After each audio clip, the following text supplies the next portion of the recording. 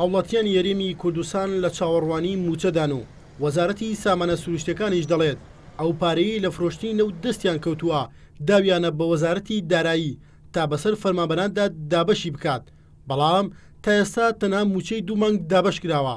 بەپێی ئەو بەدواداچوونانەی کە ئەندامێکی پەرلەمانی کوردستان بۆ پارەی داهاتی نەوتی هەرێم کردوێتی ملیارێک و 71 ملیۆن دۆلار دیار نەماوە و دەڵێت ئەو بڕاپارەیە بەپێی سیستەمی نوێی دابەشکردنی موچە بەشی دابەشکردنی موچەی 2 مانگ و نیوی فەرمانبەران دەکات.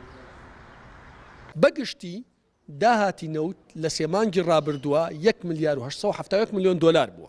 لەم بڕاپارەیە نزیکەی 800 ملیۆن دۆلاری درراوە بە موچە، واتە ملیارێک و 71 ملیۆن دۆلار کە بەشی 2 موچە و نیوەکە بەپێی ئەم سیستەمە نادیارە. ئەمە جگەلەوەی ئەم پارانەی تریشی کە چۆتە بانکی کوردستان دۆلار بووە. بانکی کوردستان بە سعری بانکی مرکزی کردوێتی بە دینار نزیکەی لە 5 قازانجی کردووە کە بۆ ئەم 3 مانگە زیاتر لە 70 ملیۆن دۆلارەکە. باپی بەدواداچوونەکەی ئەو پەرلەمانتارە لە مانگی کانونی دووەمی ئەم ساڵدا داهاتی نەوتی هەناردەکراو لە ڕێگەی بۆریەوە 650 ملیۆن دۆلار بووە و لەو بڕێژ 75 ملیۆن دۆلاری دراوەتە کۆمپانیاکان. لە مانگی شوباتیشدا داهاتەکە بۆ 303 ملیۆن دۆلار کەم بووەتەوە و 71 ملیۆن دۆلار دراوە بە کۆمپانیاکان. وەزارەتی سامانە سروشتەکان لە راپۆرتی مانگی ئازاریشدا ڕایگەیاند کە زیاتر لە 557 ملیۆن دۆلاری لا فرۆشتنی نەوت لە ڕێگەی بۆریەوە دەستکەوتووە و لەو بڕێژ 36 ملیۆن دۆلاری داوەتە کۆمپانیاکان. باپی ئەو ئامارانەی کە وەزارەتی سامانە سروشتەکان بڵاوی کردوێتەوە لەو 3 مانگەدا هەرێم لە ڕێگەی بۆریەوە با بڕی ملیارێک و 528 ملیۆن دۆلار نەوتی فرۆشتووە. ئەمە جگەل لە فرۆشتنی نەوت و پێگاتەکانی لە ناوخۆدا و جگەل لەو نەوتەی کە بە تەنکەر ڕەوانە کراوە و کۆی گشتی داهاتەکانیان لەو 3 مانگەدا دەگاتە 525 ملیۆن دۆلار.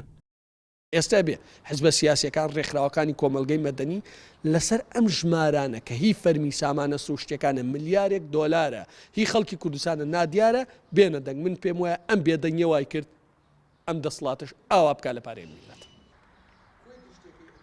علی حەمەساڵح دەڵێت لە کۆی داهاتی ئەو 3 مانگە حکومەت تەنها 800 ملیۆن دۆلاری بۆ موچەی مانگی 1 و 2 ئەم ساڵی فەرمانبەران خەرج کردووە و زیاتر لە ملیارێک و 71 ملیۆن دۆلاری دیار نییە.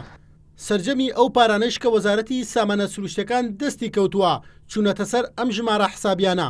لە هەولێر 5,565 و لە سلێمانی 3,113 و لە دهۆک 4,263 521 و لە کۆیە 5,566.